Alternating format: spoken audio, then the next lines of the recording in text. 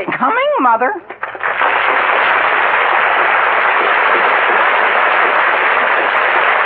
The Aldrich Family, written by Clifford Goldsmith and starring Ezra Stone. Entertainment for all the family, brought to you by Postum, a tempting, wholesome drink for all the family. Postum.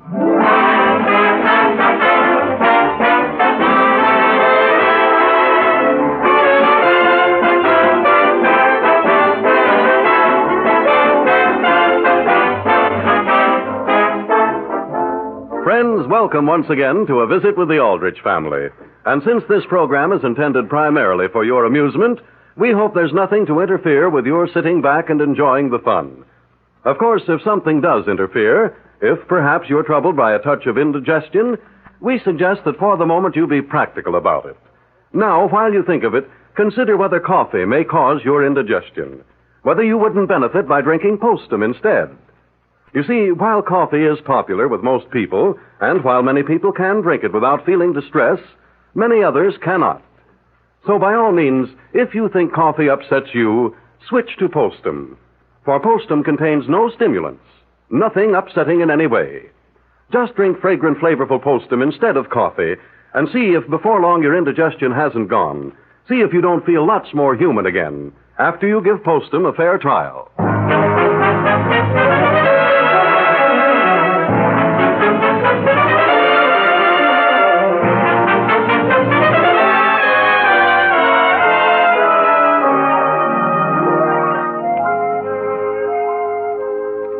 There is a neat white house at 117 Elm Street in Centerville. It's the home of the Aldriches, an average American family. Their son, Henry, is typical of any teenage youngster. He's lively, adventurous, a real boy.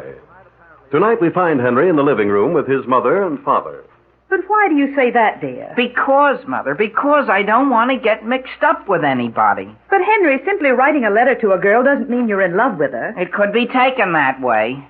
And I'm not even interested in her. You're not even interested in whom? In Doris Townsend, Father. When did you see her? I didn't see her. I had a letter, just an ordinary short letter from her. And Mother thinks I ought to sit right away and answer it. Well, Henry, I think she ought to know the truth. The truth about what? About me getting married. Getting what? Married. That's what the letter's about, Father. She says, Dear Henry, we happened to read in the Centerville section of last evening's Middletown paper that a Mr. and Mrs. Aldrich announced the engagement of their son. Is this you? If so, Mother says congratulations. Father says who's the lucky girl. Sincerely, Doris. How did a thing like that get into the paper? It's a very simple mistake, Sam. The Alderdice boy over on Maple Street is going to be married sometime next spring. Oh. And that's why I think Henry should take the time to write to Doris. But, Mother, why don't we just put a denial in the paper? Then everybody will be satisfied. Henry, I think your mother would like you to write a letter. But, Father, I'm due at Nancy Adams right this minute. She's probably sitting over at her house wondering why I'm not there. And here I am here. But, Henry, by this time you could have had the letter written. Not and explain things properly, Mother. Henry, you're to write the letter tonight. Tonight? Now. Now? Now, Sam, if Nancy Adams is waiting, I don't think it's quite as important as that. I thought you wanted him to write it. I do, dear, but after all, why can't he be home by 9:30 and write her a postcard before he goes to bed? Yes, Mother, that's the least I can do. Are you sure you'll come home early? Yes, Mother. Alice, you don't think he ought to write it before he goes? Sam, Henry's promised to be here by 9:30. And gee, Father, you know me. When I promise to do a thing, I break my neck doing it.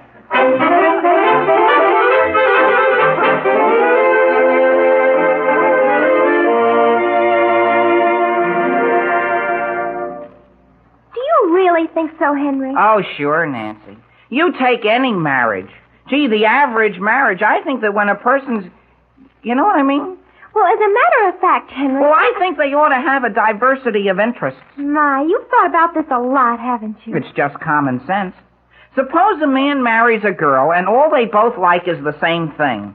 Like, take gardening, for instance. I don't know why I take gardening, but some people do.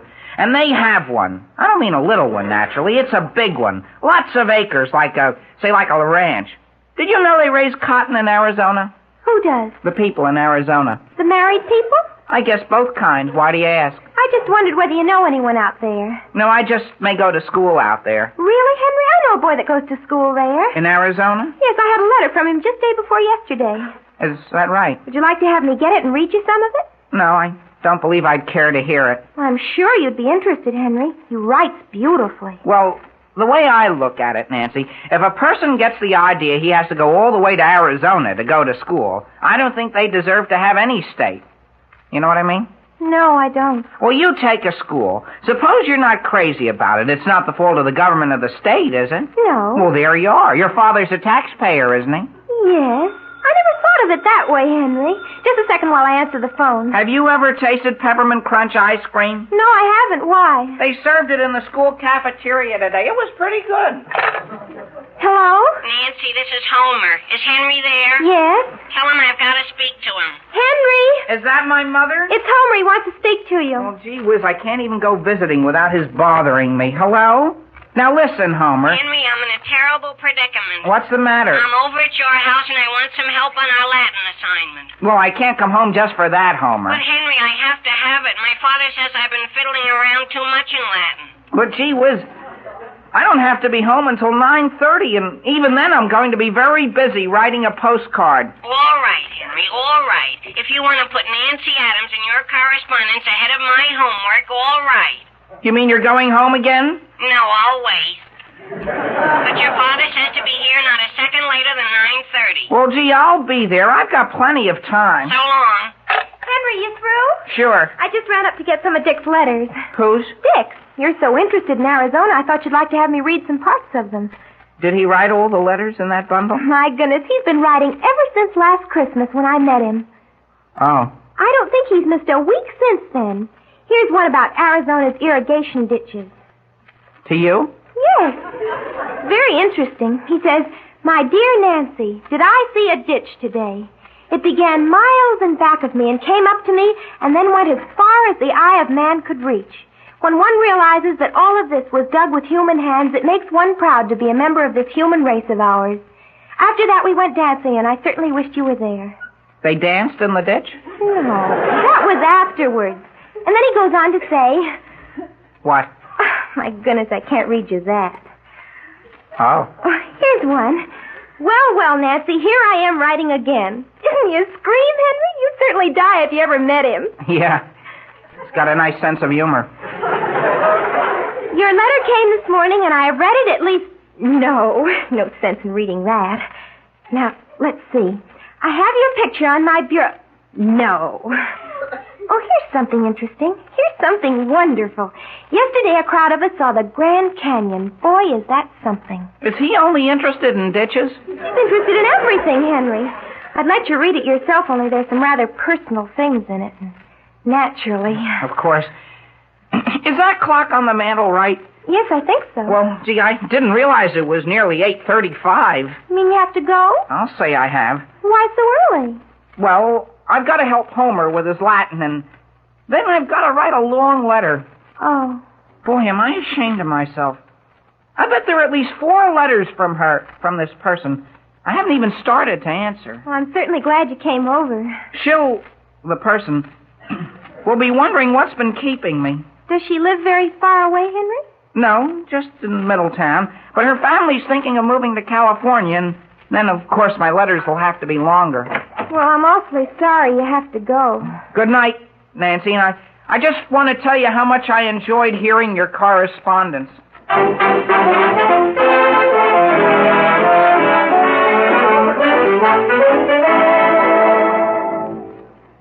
Wait a second, Homer, while I drop this postal card in the mailbox. It's a nice night, isn't it? Let's walk back to the house. Did you ever notice, Henry, when you look up at the moon, it looks as though the clouds were standing still and the moon is what's moving? So what? What's the matter with you, Henry? Nothing's the matter with me. Well, what'd you come home from Nancy so early for? Well, you wanted me to help you with your Latin, didn't you? Do you know how many times she's gotten letters from him? Who's gotten what?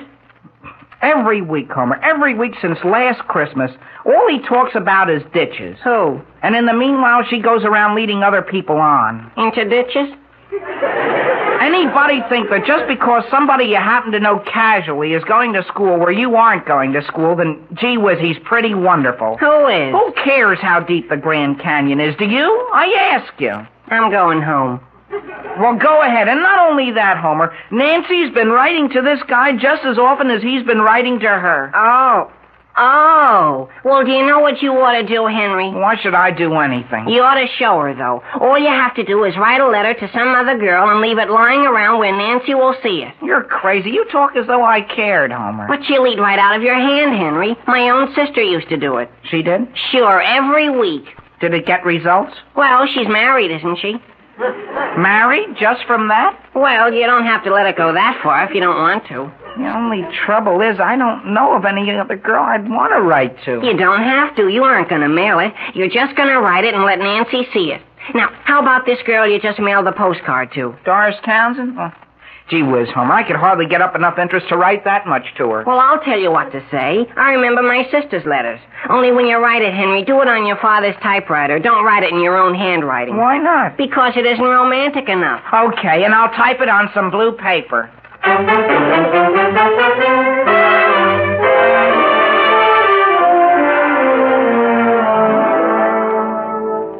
Have some toast, Alice? No, thank you. Sam, I'm worried. Worried? Well, dear, I don't like to mention it, but this morning when I went in to make Henry's bed, I happened to see a letter he'd typed to Doris Townsend. I thought he was just going to send her a postcard. Well, so did I, Sam. I thought the whole thing was just a casual, ordinary bit of correspondence. Well?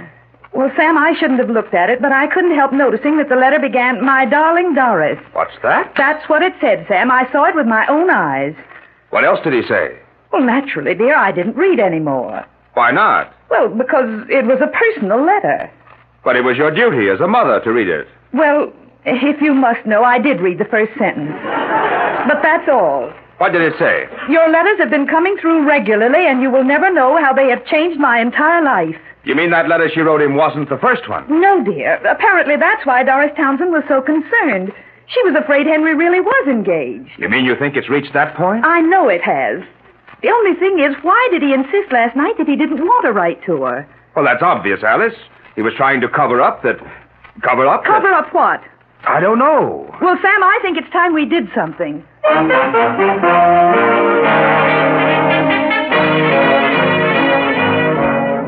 Do you see her, Henry? Sure, she's sitting right there on the school steps. And your letter's right in front of her. But what good will it do, Homer? You dropped it so darn far from her. I dropped it practically at her feet, Henry. And look, she's got it. She's reading it. She is? Oh, boy, is she going to get a shock. Didn't I tell you, Henry? The only trouble is, Homer, that isn't my letter. Mine's still on the ground. It is. Homer, can you see where the one she's reading is from? How could I? All I can see is it's a fat one. A fat one? Gee, I wonder... Do you suppose... Well, if it is from Arizona, don't let it get your goat, Henry. But, Homer, she doesn't have to read his letters right here on the school grounds. Wouldn't you think she'd have some loyalty to our school? Look, Henry, she's standing up. Oh, boy. She's leaning over. Well, gee whiz, she's only tying her shoelace. Homer, is she blind? She's even stepping on my letter. Now she's going into the building. Quick, Henry. Why? Your letter's blowing away. Well, gee whiz, Homer, you go that way and we'll corner it. Hurry up. I'm hurrying.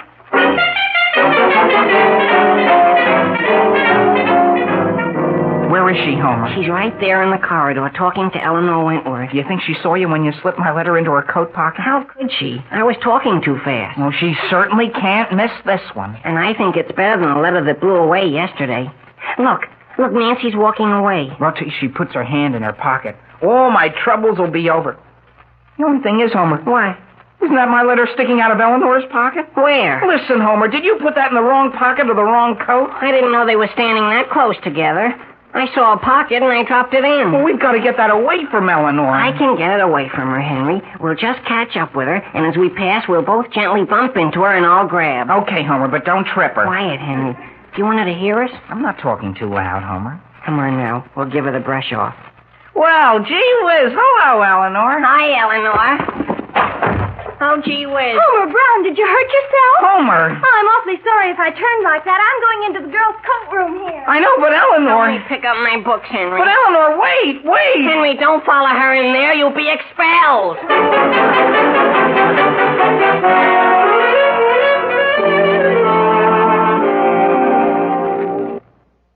Wondering, after all, if I were a boy and knew a girl as nice as Doris Townsend, I think I'd want to